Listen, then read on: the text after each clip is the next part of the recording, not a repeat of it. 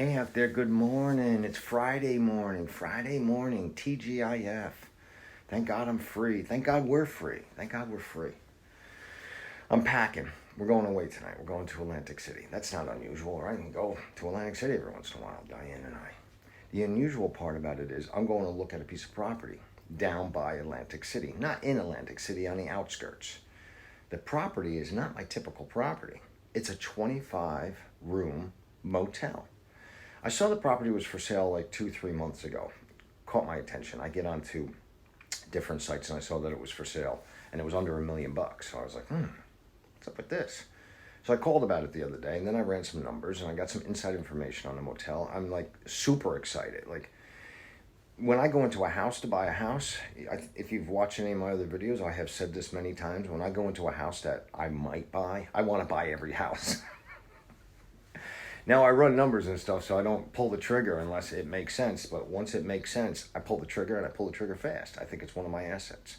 Anyway, let me show you what I'm packing. Before I show you what's in the suitcase, I mean, is there a need for 10 pillows on the bed? And this is better than what it was. It used to be 14, but we compromised. So here, the first thing that I put into my luggage is the coffee maker, single serve. I'm recommending it to anyone out there that ever goes away overnight. Pack a single serve. Someone could say, hey, Harry, why do you pack your own single serve coffee maker? You can get coffee down in Atlantic City. What are you, cheap? This is how I respond. 2 reasons. One is I like good coffee, and the coffee pods I got so used to. I get them from Costco, the extra dark roast, the best, the bomb, and they're the cheapest.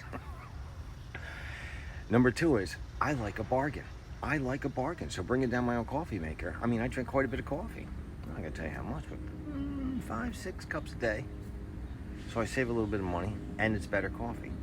Who doesn't like a good bargain? When I'm going into like a clothing store or something like that, I gravitate towards the bargain rack, the discount rack. I don't know why, I just do. I like a good bargain. I'm going somewhere with this. I like a good bargain when it comes to real estate too. So when I saw this motel for sale, under $1 million, 25 rooms, I just ran the numbers with the minimum amount that I'd have to bring in order to, make my monthly nut. Got me excited. I'm making a video about the motel before I actually go down for a reason, and here's the reason. I typically go into a deal, and I've made videos where I say that I really only want to do deals that are win-win situations, right? I'm going to take this one to a slightly different level. I got a little bit of inside information on this motel, supposedly from the realtor's angle. I don't know if it's an angle, but he told me that. I asked him why they were selling it. So it was a husband and wife. I think they're older. I think the husband got sick and possibly is in a wheelchair now, and the wife is managing the motel by herself. It's on a main road, and I think it's getting to be too much for her, taking care of her husband as well as the motel.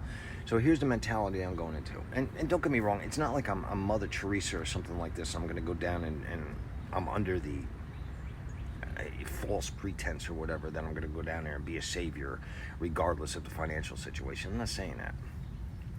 But I am saying that if I go down there with the mindset, what can I bring to the table to help this woman? That would really be a win-win situation, right? I mean, I'd love to have a 25-room motel. Now, the way that I'm going to run that hotel, if it comes to fruition, I mean, this is just a pipe dream right now, right? Next video I make, I'm going to do a video of the motel. When I go down, I'm going to show you guys what it looks like and everything else. But right now, I'm going into the mentality that I'm going to go down. I'm hoping that the lady's at the front desk. I'm almost sure she will be. I'm going to introduce myself, see what's going on with her and everything else. And who knows? Maybe a deal will be made. There's another motive to get the motel, or at least another investment property. I have too much time on my hands. My friend Bill and his crew came over and did the siding on my house, put 2 new windows in the front door. I did the new rails. I got Pat, the electrician, coming over, putting 4 lights up. I enjoy getting the house in tip-top shape.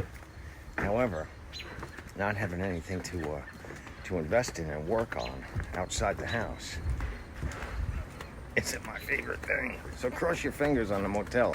Next video I make, I'll take you for a tour of the motel. 25 rooms plus a 2-bedroom house. Cross your fingers.